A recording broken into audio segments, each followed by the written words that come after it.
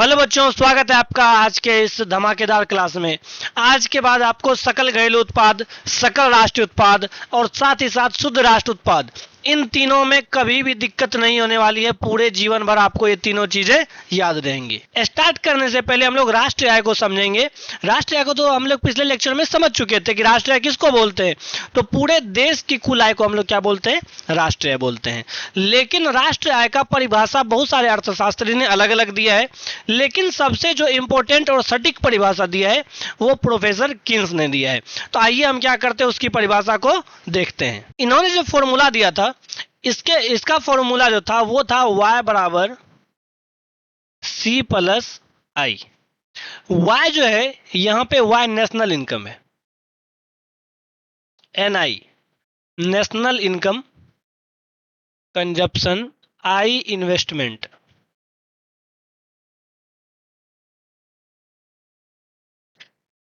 ये फॉर्मूला बच्चों कहीं ना कहीं आधा है। आइए हम क्या करते हैं, इस फॉर्मूले को कंप्लीट करते हैं। इसका कंप्लीट फॉर्मूला आता है y बराबर सी प्लस आई प्लस जी प्लस एक्स माइनस एम। यानी कि y क्या हो गया?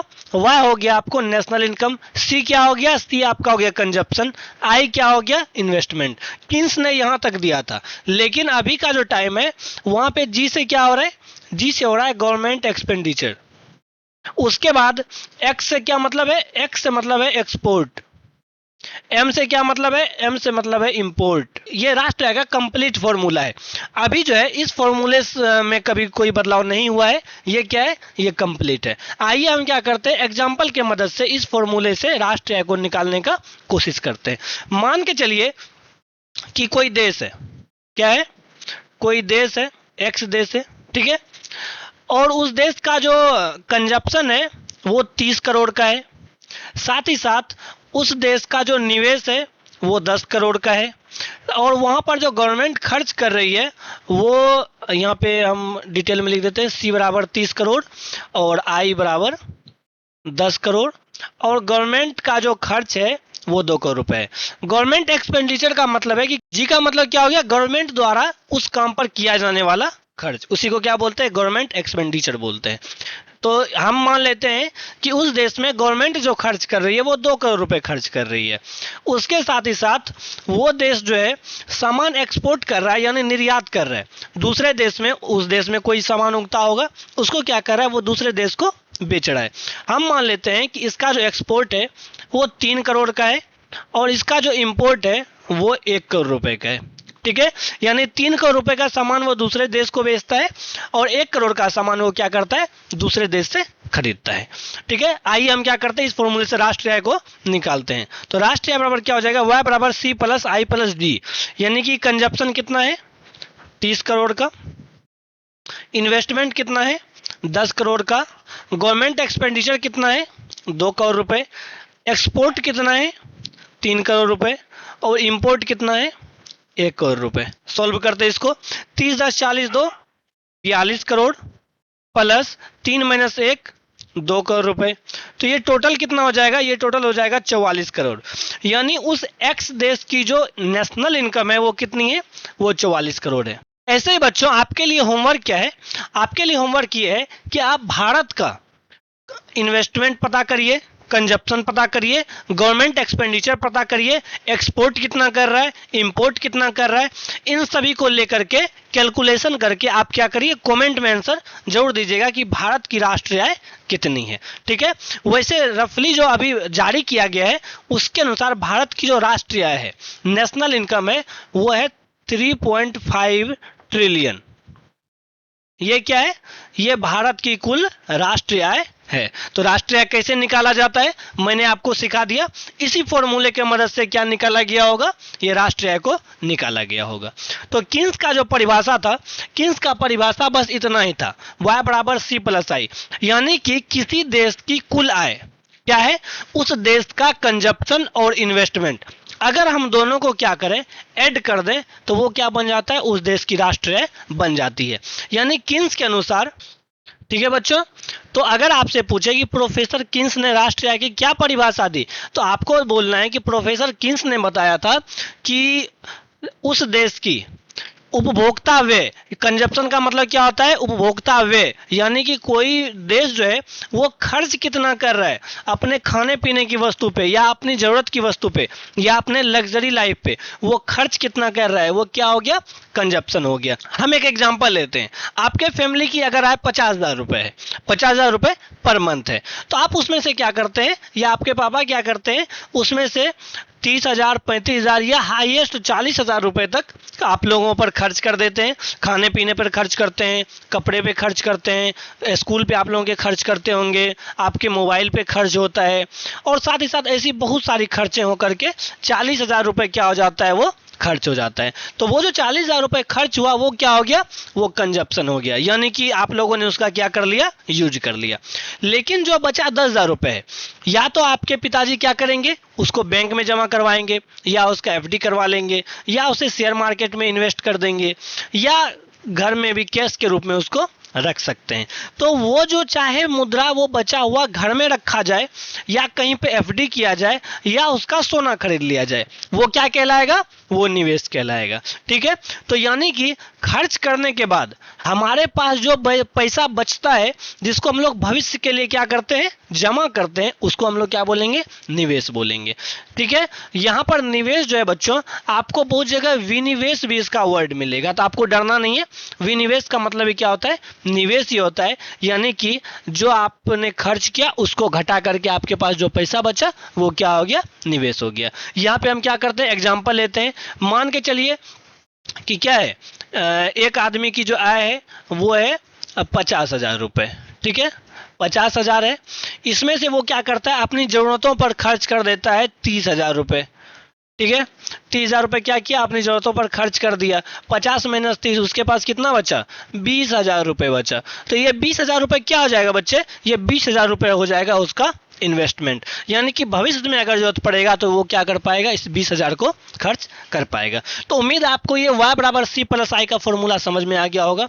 इस ये फॉर्मूला बहुत ज़्यादा सिंपल है कि राष्ट्रीय आय क्या होती है, तो उस देश की कंजप्शन और इन्वेस्टमेंट यानी निवेश को जोड़ दिया जाए, यानी खर्चे को और बचत को जोड़ दिया जाए, बचत को ही बच्चों हम लोग निवेश कहते हैं। ठीक है, ये जो दोनों क्या है, बहुत ही ज़्यादा सिमिलर है, लेकिन यहाँ पे थोड़ा बहुत क्या होता है, डिफरेंस देखने के लिए मिलता है हमको बचत में और निवेश में। बचत में देखिए बच्चों, अगर आप क्या करते हैं, मान के चलिए कि अगर वो 20,000 रुपए है, ये 20,000 रुपए आपके पापा क्या करें कि अपने घर में कैश के रूप में रख दें, तो बताइए क्या उस पर कोई इंटरेस्ट मिलेगा, क्या उससे कोई पैसा बन रहा है क्या, तो आप लोग बोलिएगा नहीं सर। वो 20,000 को अगर हम लोग 20 साल बाद भी निकालें तो वो कितना होगा, वो 20,000 रुपये ही होगा। लेकिन अगर आपके पापा क्या करें, उस 20,000 रुपये का सोना खरीद लें, और क्या होगा, अगर 20 साल बाद आप लोग देखेंगे तो उस सोना का प्राइस क्या हो जाएगा, बहुत अधिक बढ़ जाएगा, और वो 20,000 हो सकता है कि 20 साल बाद 40,000 भी बन जाए। तो बताइए वहाँ मुद्रा से मुद्रा बना कि नहीं बना, वहाँ पैसा से पैसा बना कि नहीं बना। तो जहाँ पर पैसा लगा करके पैसा बने वो क्या है, निवेश है। जैसे एग्जांपल के लिए आप लोगों ने बच्चे में जरूर से सोचा होगा कि क्या करेंगे कि कुछ चॉकलेट खरीद के ले आएंगे, उसको अगर 2 रुपए में खरीदेंगे उसको 5 रुपए में बेच देंगे, फिर क्या होगा, हमको 3 रुपए का प्रॉफिट हो जाएगा। तो वो जो आप लोग 2 रुपए उसमें खर्च करते, वो बचत नहीं कहलाता, वो क्या कहलाता, निवेश कहलाता। क्योंकि आपका उद्देश्य क्या है, आपका उद्देश्य उससे ज़्यादा पैसा कमाना है। तो अगर उद्देश्य पैसा से पैसा कमाना हो तो वो जो खर्च है वो क्या कहलाता है, निवेश कहलाता है। निवेश भी एक तरह का क्या है, खर्च है। ठीक है, अब आइए बच्चों हम लोग चलते हैं जीडीपी पे, जीएनपी पे और एनएनपी पे, लेकिन उससे पहले हम लोग क्या करते हैं, प्रोफेसर किन्स का परिभाषा को लिख लेते हैं। आइए बच्चों हम क्या करते हैं, किन्स का परिभाषा लिख लेते हैं। यहाँ पे हम लोग लिख लेते हैं किन्स के अनुसार राष्ट्रीय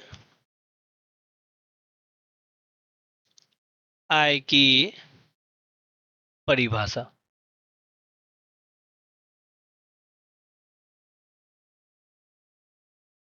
जब हम उपभोक्ता व्यय और निवेश को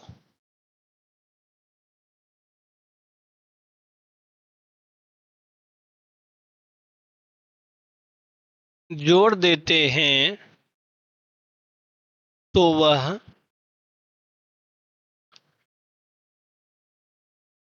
राष्ट्रीय आय कहलाता है। इसका सूत्र क्या है? इसका सूत्र है y बराबर c प्लस आई, यानी कि वो यहाँ पे हम लिख देते हैं y बराबर क्या हो गया? y बराबर हो गया नेशनल इनकम, यानी कि राष्ट्रीय आय। और c बराबर क्या हो गया? c बराबर हो गया कंजप्शन, यानी कि उपभोक्ता व्यय। आई बराबर क्या हो गया? आई बराबर हो गया इन्वेस्टमेंट, यानी कि निवेश। तो आप लोग क्या करिए बच्चों, आप लोग इसका स्क्रीनशॉट ले लीजिए, ठीक है, और आप लोग अपने नोट्स में इसको ऐड कर दीजिएगा। अब आइए बच्चों, हम लोग चलते हैं सकल घरेलू उत्पाद पे कि सकल घरेलू उत्पाद बोलते किसको हैं, ठीक है। तो देखिए बच्चों, सकल घरेलू उत्पाद हम क्या करते हैं, यहाँ पे हेडिंग दे देते हैं, क्या? सकल घरेलू उत्पाद, यानी कि ग्रोस डोमेस्टिक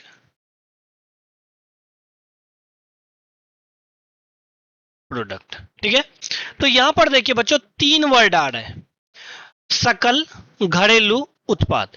तीन वर्ड आ रहा है, सकल घरेलू उत्पाद। सकल का मतलब होता है कुल। सकल का मतलब क्या हो गया? कुल। घरेलू का मतलब क्या है? देश के अंदर या घर के अंदर, उसको क्या बोलते हैं हम लोग? घरेलू बोलते हैं। और उसके बाद क्या है? उत्पाद। उत्पाद का मतलब होता है कोई नया चीज का बनना। तो सकल घरेलू उत्पाद का जो परिभाषा होता है वो होता है कि किसी देश के अंदर एक वर्ष में उत्पादित सभी वस्तुओं और सेवाओं का मौद्रिक मूल्य क्या कहलाता है? सकल घरेलू उत्पाद कहलाता है, यानी कि जीडीपी कहलाता है, ठीक है। जैसे मान के चलिए कि हम क्या करते हैं, एक देश का एग्जांपल लेते हैं। एक देश हम मान के क्या चलते हैं, एक देश हम मान लेते हैं वाई। वाई क्या है? कोई देश है। इस देश की जो है, यहाँ पे जो है बच्चों, वो वस्तु का जो उत्पादन हो रहा है, यानी कि वस्तु का उत्पादन जो हो रहा है वो हो रहा है, मान के चलिए कि 500 करोड़ रुपए का। कितना का? 500 करोड़ रुपए का हो रहा है। तो यहाँ पे क्या हो गया, ये 500 करोड़ क्या है? रुपीज में दिया हुआ है, यहाँ पे क्वांटिटी में होगा, उसको हम लोगों ने क्या किया? रुपीज में कन्वर्ट कर लिया। तो यहाँ पे जो वस्तु का उत्पादन है वो कितना का हो रहा है? 500 करोड़ का हो रहा है। और सेवा का उत्पादन हो रहा है, हम यहाँ पे ले लेते हैं कोई सा, सेवा का उत्पादन मान के चलिए 200 करोड़ रुपए का हो रहा है। तो इस देश का जो सकल घरेलू उत्पाद है, यानी कि जीडीपी है, वो कितना हो जाएगा? वो हो जाएगा 700 करोड़ रुपए का। और जीडीपी जब भी निकलेगा बच्चों, तो कितने साल में निकलेगा? ये हमेशा एक साल के लिए निकलता है, यानी कि एक वर्ष के भीतर उस देश की सीमा के अंदर उत्पादित सभी वस्तुओं और सेवाओं का मौद्रिक मूल्य का कुल योग क्या कहलाता है? सकल घरेलू उत्पाद कहलाता है। यानी कि मौद्रिक मूल्य निकलना चाहिए। अगर मैं ये मार्कर का यूज कर रहा हूं तो इसका कुछ ना कुछ क्या होना चाहिए? मूल्य होना चाहिए, तभी ये किस में आएगा? जीडीपी में आएगा। मान के चलिए कि अभी जैसे मैं आपको क्लास दे रहा हूं यूट्यूब पे, आपने इसके लिए तो मुझे कोई फीस नहीं पे की है, तो क्या ये जीडीपी में काउंट होगा? तो ये जीडीपी में काउंट नहीं होगा, क्योंकि यहाँ पर क्या हो रहा है, यहाँ पर मैं जो आपको सेवा दे रहा हूँ उसका कोई भी मूल्य नहीं है। वही अगर मैं क्या करूँ कि आप लोगों को ऐप पर क्लास देने लगूँ, तो फिर वहाँ पे क्या होगा, वहाँ पर आपको कुछ पैसे पे करने होंगे, और वहाँ पे वो जो पेमेंट है चाहे वो जितना हो, वो क्या हो जाएगा, फिर वो जीडीपी में काउंट हो जाएगा, क्योंकि वहां पर क्या है, आप सेवा के बदले, यानी पढ़ाना क्या आता है, सेवा के अंदर आता है, तो आप सेवा के बदले क्या कर रहे हैं, हमको पेमेंट दे रहे हैं। तो जब वहां पे सेवा के बदले आप हमको पेमेंट देंगे तो वो किस में काउंट होगा, जीडीपी में काउंट होगा। तो यानी कि बच्चों आप लोग समझ सकते हैं नॉर्मल भाषा में कि समाज सेवा जो होता है, समाज सेवा कभी भी जीडीपी में काउंट नहीं होता है। ठीक है बच्चों, तो आप उम्मीद आप लोग समझ गए होंगे कि क्या होता है कि वस्तु का या सेवा का जब तक मूल्य नहीं होगा तब तक क्या है, उस वो जो है जीडीपी में काउंट नहीं होगा। जीडीपी का फुल फॉर्म क्या होता है, ग्रोस डोमेस्टिक प्रोडक्ट। ठीक है, उम्मीद आपको यहां तक समझ में आ गया होगा। एक बार फिर से हम क्या करते हैं, परिभाषा को रिपीट कर लेते हैं कि किसी देश के भीतर एक वर्ष में उत्पादित सभी वस्तुओं और सेवाओं का मौद्रिक मूल्य का योग क्या कहलाता है, जीडीपी कहलाता है। यानी कि मान के चलिए यहाँ पर तो हम डायरेक्ट ले लिए वस्तु का उत्पादन, लेकिन वस्तु में भी तो कैटेगरी होगा।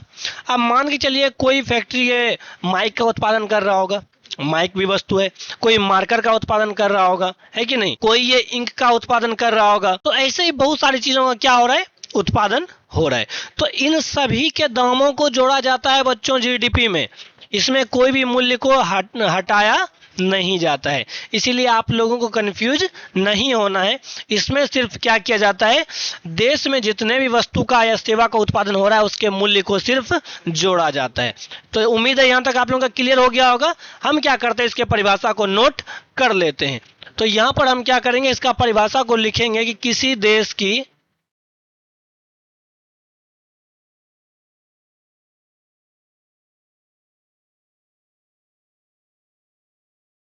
घरेलू सीमा के अंदर उत्पादित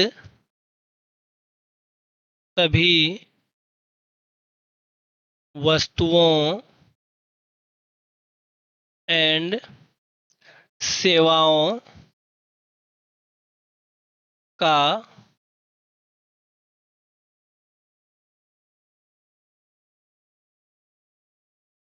मौद्रिक मूल्य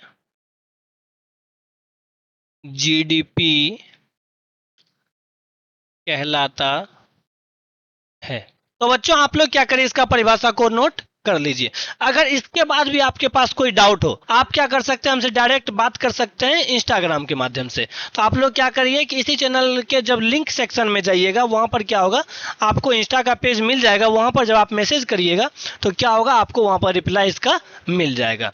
ठीक है बच्चों, अब हम लोग चलते हैं इससे आगे।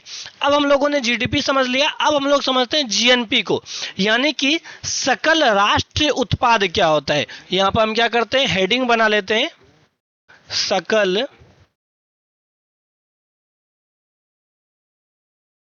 राष्ट्रीय उत्पाद, यानी कि ग्रोस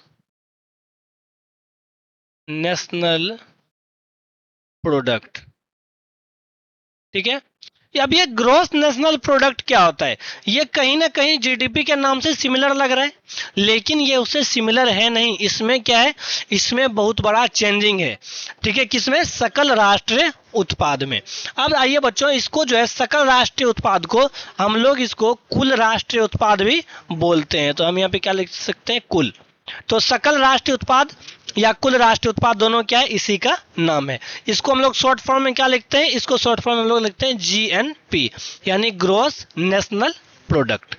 इसमें देखिए बच्चों क्या वर्ड आ रहा है, सकल का मतलब तो कुल होता है, सभी जानते हैं। राष्ट्र का मतलब क्या हो गया, राष्ट्र का मतलब क्या, पूरा देश। और उत्पाद का मतलब क्या हो गया, नया चीज का बनना। तो देखिए बच्चों, इसमें क्या होता है, ये जीडीपी से ही जुड़ा हुआ है। अगर जीडीपी नहीं निकलेगा तो फिर जीएनपी निकालना क्या है, वो संभव है। जीडीपी में क्या होता है, जब बच्चों, जब मान के चलिए कि कोई भारत का रहने वाला नागरिक है, वो क्या कर रहा है, वो गल्फ कंट्री में, यानी कि अरब में या कहीं और जाकर के अमेरिका में क्या कर रहा है, कमा रहा है। क्योंकि वो तो भारत का नागरिक है, लेकिन कहां जाकर के कमा रहा है, वो विदेश जाकर के कमा रहा है। तो इसमें हम लोग क्या करते हैं बच्चों, जीएनपी में इसमें हम लोग जीडीपी में जो है वो भारतीय द्वारा विदेशों में अर्जित आय, इसमें से जो है हम लोग बच्चों, इसमें विदेशी द्वारा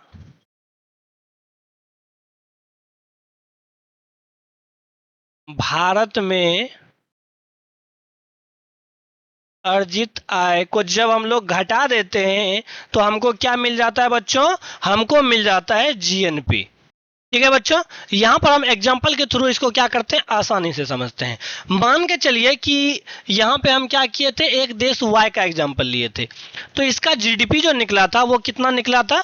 700 करोड़ निकला था। ठीक है, ये यहाँ पे हम क्या करते हैं, ऐसे कर देते हैं। यहाँ जो इसका जीडीपी निकला था बच्चों वो कितना निकला था? वो निकला था 700 करोड़ का। लेकिन आप लोग ध्यान दीजिए कि उस समय मैंने एक बार भी ये नहीं बोला था कि इसमें विदेशी कंपनी भी शामिल है, या जो भारतीय विदेश से गए हैं उनका जो आय है उनका क्या होगा। तो अब उनका जो सॉल्यूशन था वो प्रॉब्लम का, वो यहाँ पे जीएनपी कर देता है।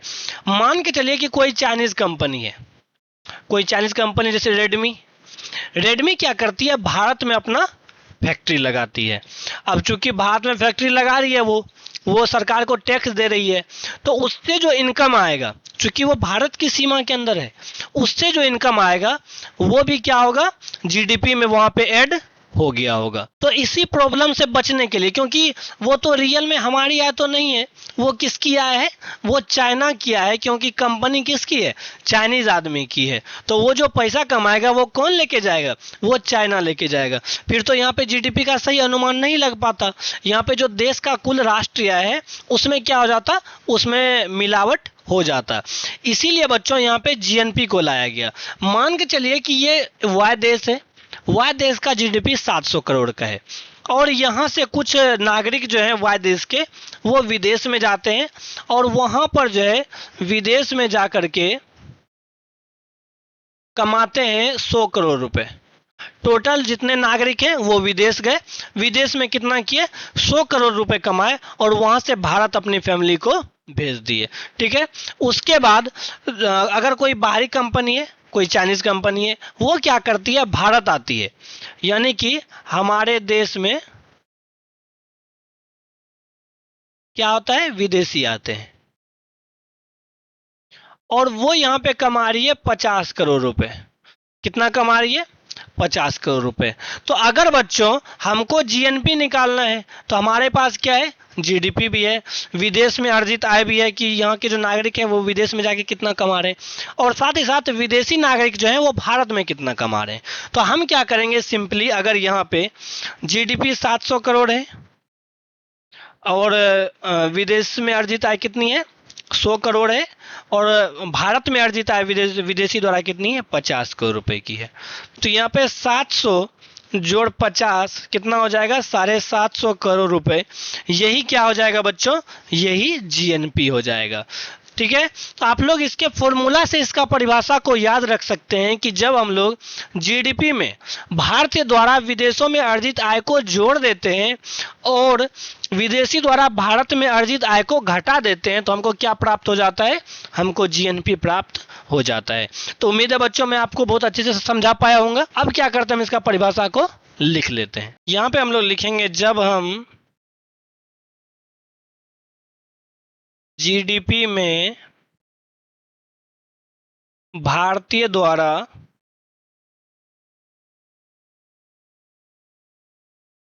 विदेशों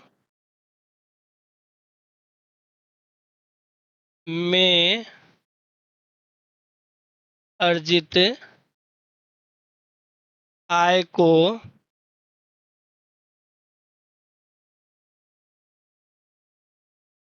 जोड़ देते हैं और विदेशी द्वारा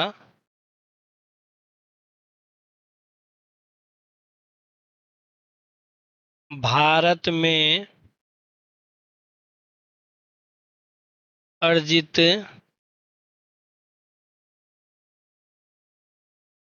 आय को घटा देते हैं तो हमें जीएनपी प्राप्त होता है। ठीक है बच्चों, यहां तक उम्मीद है आप लोगों को समझ में आ गया होगा। आप लोग क्या करिए, इसका एक स्क्रीनशॉट ले लीजिए। ठीक है, अब हम लोगों ने जीडीपी को, जीएनपी को समझ लिया। अब एनएनपी को समझना क्या है, बहुत ही ज्यादा आसान है। एनएनपी बहुत ज्यादा सिंपल है। यानी कि मान के चलिए कि अगर कोई फैक्ट्री है, फैक्ट्री 50 करोड़ रुपए कमा रही है, तो क्या वो 50 करोड़ रुपए उसका प्रॉफिट ही है क्या? क्या उसमें एम्प्लॉय नहीं काम कर रहा होगा? क्या उसमें खर्चे नहीं लग रहे होंगे?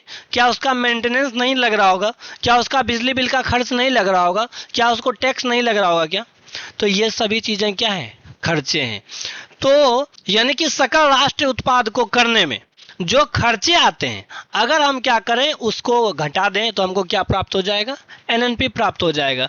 मान के चलिए कि वहां पे हम लोगों ने एक वाई बराबर 700 करोड़ रुपए का, यहाँ पर हमने एक देश का एग्जांपल लिया था वाई का, जिसमें उसका इनकम कितना था, उसमें जो इसका इनकम था, जीएनपी जो बना था वो 750 करोड़ रुपए का बना था। तो बच्चों, वो जो वाई देश था उसका जीएनपी कितना था? 750 करोड़ रुपए। ये क्या था? उसका जीएनपी था। तो क्या ये जीएनपी पूरा उसका प्रॉफिट ही है क्या? क्या ये एम्प्लॉय को नहीं देगा? क्या वहां पे जो वर्कर काम कर रहे होंगे, क्या उसका बीमा नहीं हुआ होगा? क्या वहां पे सेफ्टी पे खर्च नहीं किया होगा? क्या वहां पे लाइट पे खर्च नहीं किया होगा? क्या वहां पे कूलिंग पे खर्च नहीं किया होगा? क्या वो हर चीज पे खर्च होता है। हर एक छोटा से छोटा बिजनेस भी है, उसमें भी क्या होता है? इन्वेस्टमेंट लगता है। इन्वेस्टमेंट के साथ ही साथ क्या होता है, उसमें हर महीने खर्चा जाता रहता है। तो ये जो 750 करोड़ रुपए है, मान के चलिए इसमें से जो खर्च है वो 200 करोड़ रुपए का हुआ। तो इसके बाद जो बचा, यानी कि 550 करोड़ रुपए, ये क्या है? उसका एनएनपी है। यानी कि ये जो 550 करोड़ रुपए है, ये उस देश की असली आय है। तो इसीलिए बच्चों, एनएनपी को ही हमेशा नेशनल इनकम कहा जाता है, ना कि जीडीपी या जीएनपी को। क्यों कहा जाता है? क्योंकि ये एक्यूरेट है। मान के चलिए कि अगर आपके पापा एक बिजनेसमैन है और वो 1 लाख रुपए पर महीना कमा रहे हैं, इसका मतलब क्या है? उसमें वो खर्चे को नहीं घटाए हैं अभी तक। लेकिन खर्चे को अगर वो घटा दें, अगर उसका जो खर्च है उस बिजनेस में वो 30,000 रुपए पर महीने का हो रहा है, तो वो जो 70,000 रुपए बचा, वही तो उसका प्रॉफिट है ना। यानी कि वही उसका क्या है? रियल आय है। इसीलिए बच्चों, यहाँ जीएनपी का उत्पादन करने में जो खर्च लगता है, अगर हम क्या करें, उसको माइनस कर दें, उसको हटा दें, तो बाकी जो बचेगा वो क्या कहलाएगा? वो बच्चों एनएनपी कहलाएगा। और एनएनपी को ही हम लोग क्या बोलते हैं? नेशनल इनकम बोलते हैं। यहां पर बच्चों, आप लोगों के 10th में तो बस एनएनपी दिया हुआ है, लेकिन अगर आप हायर क्लास में पढ़ेंगे तो वहां पे आपको दिया हुआ रहेगा कि एनएनपी 2 प्रकार के होते हैं। पहला होता है एनएनपी एफसी। क्या होता है? NNP FC. और दूसरा होता है एनएनपी एमपी। एनएनपी एफसी का मतलब होता है net national product at factor cost, और एनएनपी एमपी का मतलब होता है net national product at market price. ये दोनों बच्चों एक अलग टॉपिक है, ये दोनों बहुत बड़ा टॉपिक है। इसको हम लोग किसी दूसरे कक्षा में क्या करेंगे? रिवीजन करेंगे। आज के लिए बच्चों हम लोग क्या करते हैं? एनएनपी का परिभाषा को लिख लेते हैं। एनएनपी क्या हो गया? शुद्ध राष्ट्रीय उत्पाद। यानी कि इसका फुल फॉर्म क्या हो गया? इसका फुल फॉर्म हो गया नेट नेशनल प्रोडक्ट। ठीक है बच्चों, आइए क्या करते हैं, हम इसका परिभाषा को नोट कर लेते हैं। इसका परिभाषा हो जाएगा, जब हम जीएनपी में से खर्चे को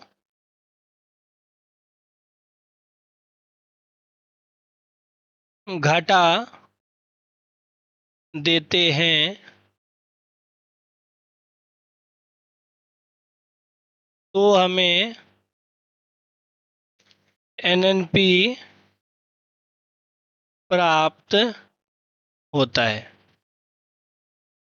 और यहां पर एक और पॉइंट लिखना है कि एनएनपी को ही नेशनल इनकम कहा जाता है। ठीक है, आप लोग क्या करिए, आप लोग इसका स्क्रीनशॉट ले लीजिए। तो उम्मीद है बच्चों आपको ये चैप्टर समझ में आया होगा, यानी कि आप अभी तक में राष्ट्रीय आय को किन्स ने क्या बोला था, किन्स के अनुसार राष्ट्रीय आय की क्या परिभाषा थी, उसके साथ ही साथ जीडीपी को, सकल घरेलू उत्पाद, जीएनपी को सकल राष्ट्रीय उत्पाद, और एनएनपी को शुद्ध राष्ट्रीय उत्पाद, इन तीनों को आपने बहुत अच्छे तरीके से समझ लिया होगा। और अगर फिर भी आपको डाउट है तो आप लोग क्या कर सकते हैं, इंस्टा पे डायरेक्ट हमको मैसेज कर सकते हैं। और अगर आपको ये वीडियो पसंद आया तो आप लोग क्या कर सकते हैं, इस वीडियो को लाइक कर सकते हैं। तो मिलते हैं अगले वीडियो में किसी नए टॉपिक के साथ, तब तक के लिए बाय बाय, टेक केयर।